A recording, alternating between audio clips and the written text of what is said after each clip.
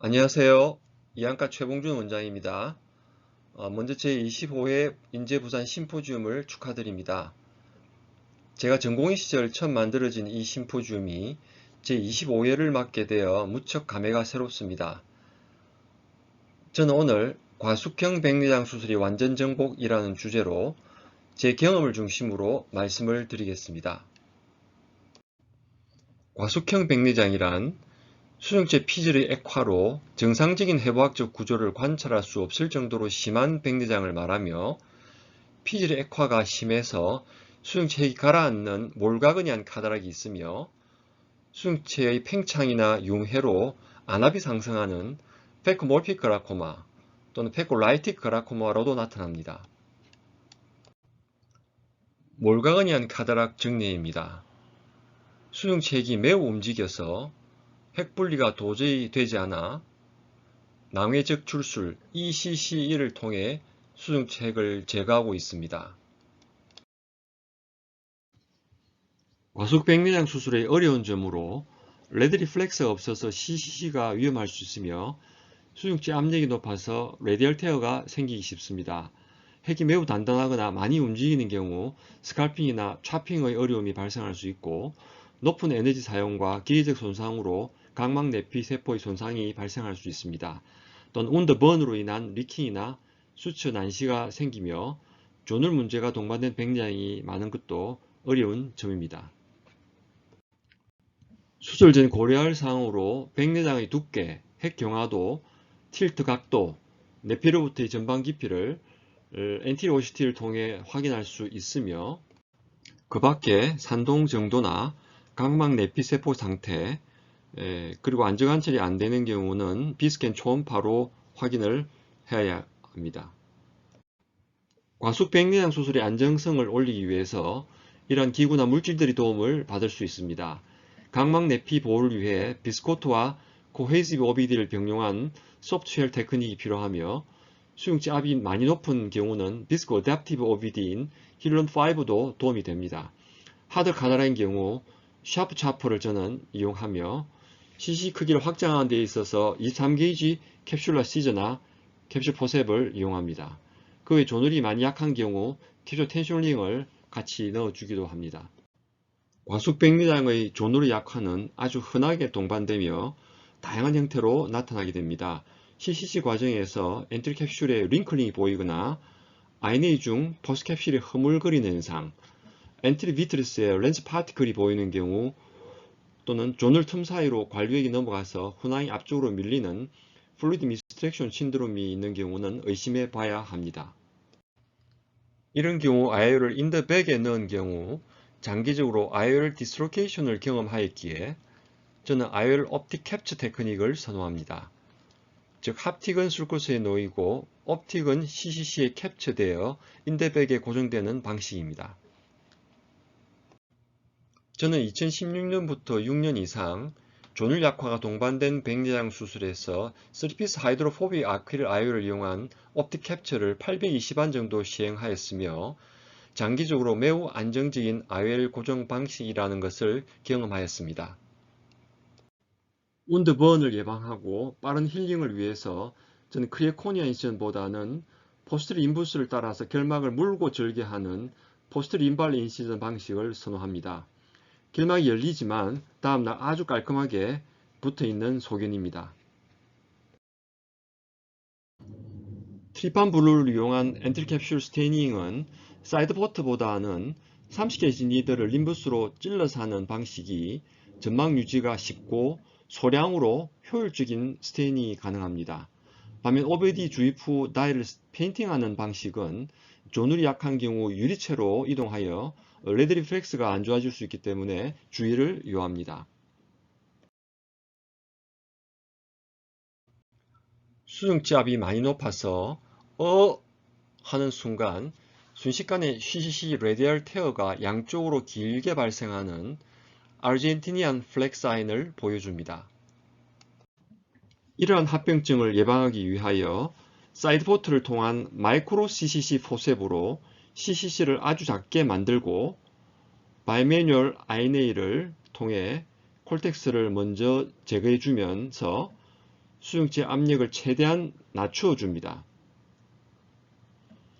그런 다음 마이크로 시저로 탄젠셜한 방향으로 CC를 절개한 뒤 원하는 크기로 확장을 해주는 투스테이지 렉시스가 완성됩니다. fem토초 레이저는 과속형 백내장 수술에 있어서 CCC를 안전하게 할 수 있는 아주 유용한 도구입니다.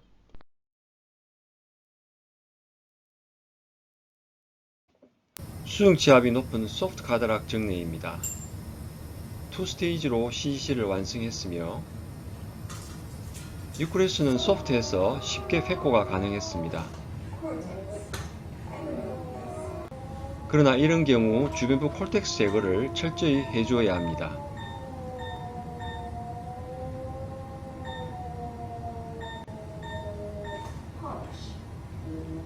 조눌이 약해 보여서 캡처 텐슈닝을 넣고 서피스 IR 옵틱 캡처를 시행하였습니다.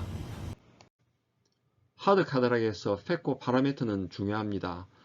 저는 4단계의 페코 모드로 설정하였으며 먼저 스칼핑 모드에서는 전 움직임이 일어나는 롱지튜디널 모드는 유크로스를 미는 경향이 있기에 회전 방식의 톨저널 모드만으로 80-90%로 세팅하여 가능한 깊게 길게 스칼핑합니다.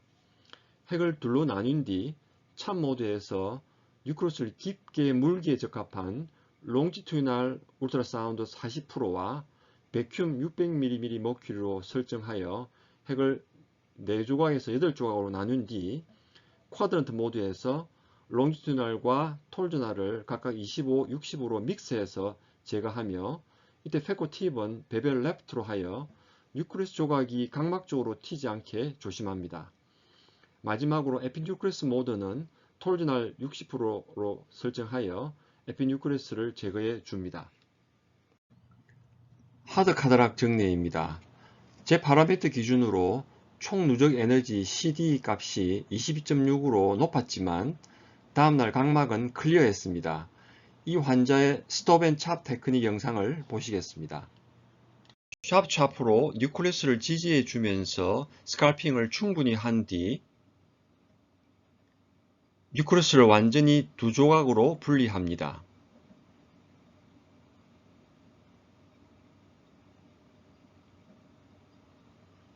뉴클리스를 90도 회전시킨 후에 참 모드에서 페코 팁을 뉴클리스 아주 깊이 인게이지 시켜서 베큐um 소리에 집중하면서 멀티플 차핑을 통해 뉴클리스를 여러 조각으로 잘게 나누어 줍니다.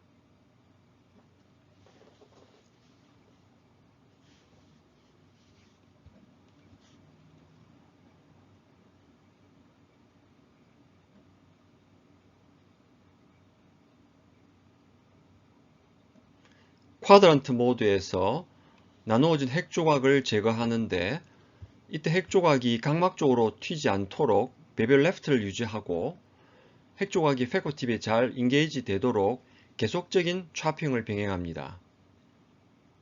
뉴클리스 절반이 남았을 때 각막 내피 볼 위에 비스코트를 추월어 넣어주고 나머지 쿼드런트를 제거하며 분황 파열이 매우 중요하면서 에피뉴클리스를 제거합니다. 매우 하드한 백내장입니다. 뉴클리스가 매우 움직이는 타입이라 길게 스칼핑을 할 수 없어서 짧게 딥 트렌치를 만들고 여기를 통해 깊이 팁을 인게이지 시켜서 다이렉트 페코 찹을 시행합니다.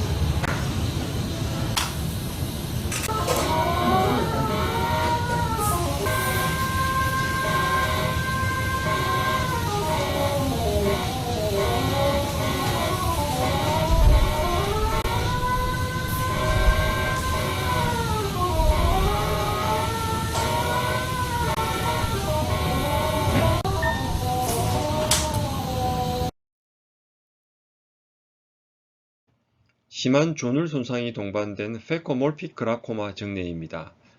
안압은 30mmmercury, 내피로부터 전방 깊이는 1.32mm로 매우 전방이 얕았으며 수중체 두께는 5.41mm로 매우 팽창되었고 렌즈 틸트 각도 9.5도로 매우 기울어지는 과숙형 백내장 상태였습니다.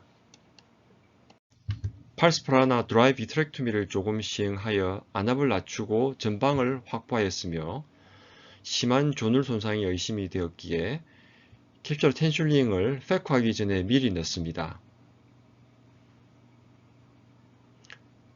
매우 조심스럽게 페코를 시행하고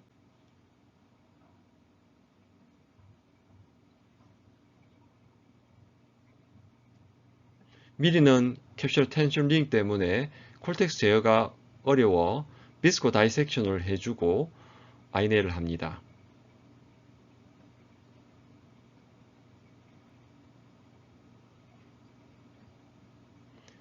바이매뉴얼 아이네이로 IOLD OVD를 먼저 제거하고 옵틱 캡처를 시행합니다.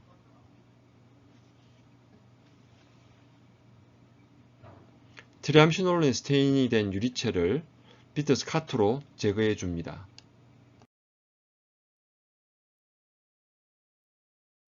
수루 다음날 각막은 투병하였고 전방은 깊어졌으며 안압은 정상이었습니다.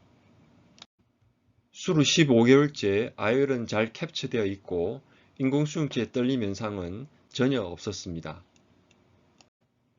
엔티리어 OCT 검사에서 확인된 IOL 틸트 각도는 5.3도로 수평 유지 아주 잘 되어 있습니다.